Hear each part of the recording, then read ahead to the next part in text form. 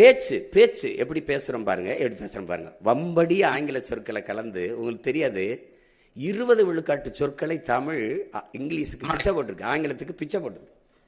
எப்படின்னா நம்ம மொழியில இருந்து 500க்கு மேற்பட்ட சொற்களை அவன் எடுத்து பயன்படுத்துறான். நம்முடைய கொல் அவனுடைய கில், நம்மளுடைய காசு அவனுடைய கேசு, நம்முடைய கலாச்சாரம் அவனுடைய கல்ச்சர், நம்முடைய கட்டுமரம் அவனுடைய கட்டுமரான், நம்முடைய நாவாய் அவனுடைய நேவி, நம்முடைய பேச்சு அவனுடைய எஸ்போர்ட் ஸ்பீச், அவனுடைய நம்ம உடன் அவன் எஸ்போர்ட் சடன், நம்மளுடைய பஞ்சு அவன் எஸ்போர்ட் ஸ்பாஞ்சு.